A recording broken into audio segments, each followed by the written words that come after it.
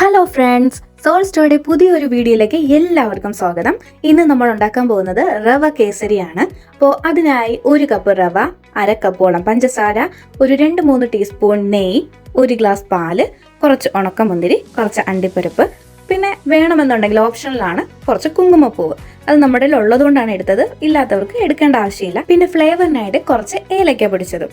അപ്പോൾ ഇത്രയും ഇൻഗ്രീഡിയൻസ് ആണ് നമ്മുടെ റവ കേസരിക്ക് ആവശ്യമായിട്ടുള്ളത്. ഇത് നമ്മുടെ വീട്ടിൽ പൊതുവേ കാണുന്നതാണ്. അപ്പോൾ എങ്ങനെയാണ് ഈ ഒരു റവ കേസരി ഇത്ര സിമ്പിൾ ആയിട്ട് ഉണ്ടാക്കുന്നത് എന്നുള്ളത് നമുക്ക് നോക്കാം. ആദ്യം നമ്മൾ എടുക്കേണ്ടത് ഒരു ചീനച്ചട്ടിയാണ്. ഇവിടെ ശ്രദ്ധിക്കേണ്ട ഒരു കാര്യം, എരിവുള്ള കറികളൊന്നും ഉണ്ടാക്കാത്ത ചീനച്ചട്ടി ആയിരിക്കണം എടുക്കേണ്ടത്.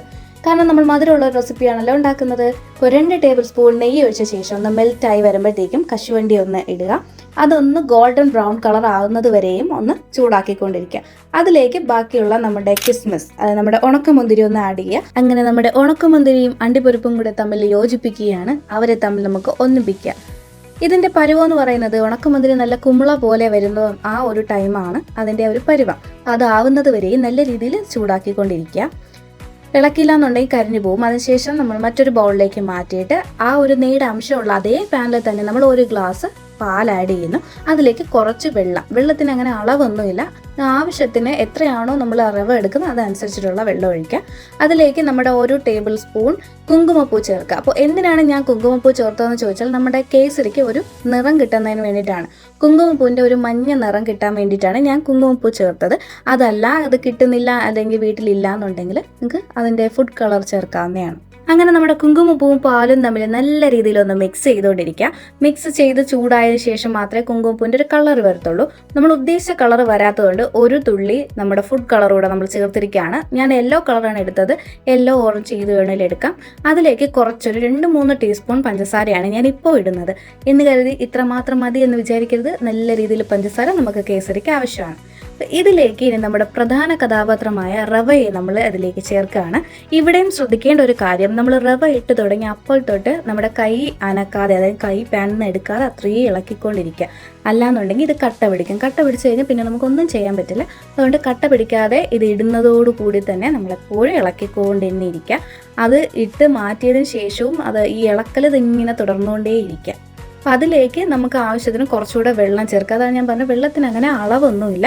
അപ്പോൾ ഇതിന് ആവശ്യത്തിന്, അപ്പോൾ ഈ റവ നല്ല രീതിയിൽ വെള്ളം കുടിക്കും. അതുകൊണ്ട് അതനുസരിച്ചിട്ട് വേണം വെള്ളം ഒഴിക്കാൻ. അപ്പോൾ ഇത് നല്ല രീതിയിൽ വെന്ത് വരണം. ആ വെള്ളത്തിലും പാലിലും കിടന്ന് വേവണം. അപ്പോൾ ചിലർ വെള്ളം മാത്രമാണ് യൂസ് ചെയ്യുന്നത്. പാൽ കൂടെ യൂസ് ചെയ്ത് കുറച്ചും കൂടെ ടേസ്റ്റ് കിട്ടും. എത്രത്തോളം പാൽ കൂട്ടുന്നോ അതനുസരിച്ച് കുറച്ചുകൂടെ ടേസ്റ്റ് വരും.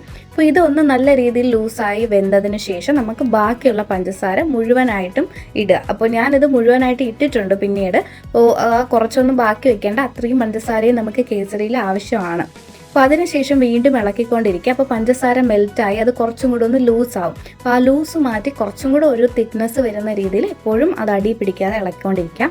അതിനുശേഷം നമ്മൾ മാറ്റി വെച്ചിരിക്കുന്ന നമ്മുടെ അണ്ടിപ്പരിപ്പും മുന്തിരിങ്ങയും കൂടെ അതിലേക്കൊന്ന് ചേർത്ത് വീണ്ടും ഒന്ന് നല്ല രീതിയിൽ ഇളക്കുക. അപ്പോൾ ഇളക്കുക എന്നുള്ള കാര്യം, നമ്മൾ റവ ഇട്ട് കഴിഞ്ഞാൽ പിന്നെ നമ്മുടെ കൈ മാറ്റാനേ പറ്റില്ല. കൈക്ക് വളരെ നല്ല രീതിയിൽ വ്യായാമം കിട്ടുന്ന ഒരു റെസിപ്പി കൂടിയാണിത്. അപ്പോൾ നമ്മുടെ മധുരം ഒന്ന് ബാലൻസ് ചെയ്യാൻ ചെറുതായിട്ടൊന്ന് ഉപ്പ് കൂടെ ചേർക്കാം. ഉപ്പ് കൂടെ ചേർത്ത് കഴിഞ്ഞാൽ കുറച്ചുകൂടെ നല്ല ടേസ്റ്റ് വരും, മധുരം ബാലൻസ്ഡ് ആവും. പിന്നെ നമ്മുടെ ലാസ്റ്റ് ഇൻഗ്രീഡിയൻസ് ആയിട്ടുള്ള നമ്മുടെ ഫ്ലേവർ കിട്ടുന്ന നമ്മുടെ ഏലക്കാപ്പൊടി കൂടെ ചേർക്കാം. ഒരുപാടൊന്നും ചേർക്കേണ്ട, കുറച്ച് ചേർത്താൽ മതി. അങ്ങനെ നമ്മുടെ റവ കേസരി ഏകദേശം ഫിനിഷിംഗ് പോയിന്റിൽ എത്തിക്കഴിഞ്ഞു. അങ്ങനെ നമ്മുടെ ഏലക്കാപ്പൊടി എല്ലാം കൂടെ ചേർത്ത് അതൊരു പരുവത്തിനായിട്ടുണ്ട്. നല്ല രീതിയിൽ വേവണം എന്നുള്ളത് മാത്രമേ ഉള്ളൂ. അതിനുശേഷം മറ്റൊരു ബൗളിലേക്ക് ഇത് മാറ്റി വയ്ക്കാം. അപ്പോൾ ഈ ഒരു ബൗളാണ് ഞാൻ എടുത്തിരിക്കുന്നത്. നിങ്ങൾക്ക് ഏതാണോ ആകൃതിയിൽ വേണ്ടത് അതനുസരിച്ചിട്ടുള്ള ബൗൾ എടുക്കുക. ഇത് തണുത്ത് കഴിയുമ്പോഴത്തേക്കും ആ ആകൃതിയിൽ നമുക്ക് മറിച്ചിടാൻ പറ്റും. അപ്പോൾ അതുകൊണ്ട് ആ ഒരു കാര്യം കൂടെ ശ്രദ്ധിക്കുക. അപ്പോൾ അതിനുശേഷം ഈ ഒരു മേൾ ഭാഗം നല്ലൊരു നിരപ്പ് വരുന്നതിന് വേണ്ടിയിട്ട് നമ്മൾ എടുത്തിരിക്കുന്ന ആ ഒരു തവയിൽ കുറച്ച് എണ്ണ പുരട്ടിയിട്ട് ജസ്റ്റ് ഇതുപോലെ ഒന്ന് ഷേപ്പ് ചെയ്ത് കൊടുത്താൽ മതി. അത് നല്ല രീതിയിൽ ഷേപ്പ് ആയിക്കോളും. അത് തണുത്തതിന് ശേഷം, അത് ഫ്രിഡ്ജ് വെക്കേണ്ട ആവശ്യമൊന്നുമില്ല, വെളിയിൽ തന്നെ വെച്ചിരുന്നാലും മതി. തണുത്തതിന് ശേഷം നമുക്കിങ്ങനെ മറിച്ചിടാവുന്നതാണ്. അപ്പോൾ ആ ഒരു ആകൃതിയിൽ, അതായത് നമ്മൾ ഉദ്ദേശിച്ച ആ ഒരു കൺസിസ്റ്റൻസിൽ നമ്മുടെ റവ കേസരി ഇവിടെ എത്തിക്കഴിഞ്ഞിരിക്കുകയാണ്. ഇങ്ങനെ നല്ല രീതിയിൽ സോഫ്റ്റ് ആയിട്ടിരിക്കും. അപ്പോൾ ബാക്കി വന്ന റവ കേസരി നമ്മൾ ചെറിയൊരു ബൗളിലാക്കിയതാണ് ആ കാണുന്ന ചെറിയ കേസരി.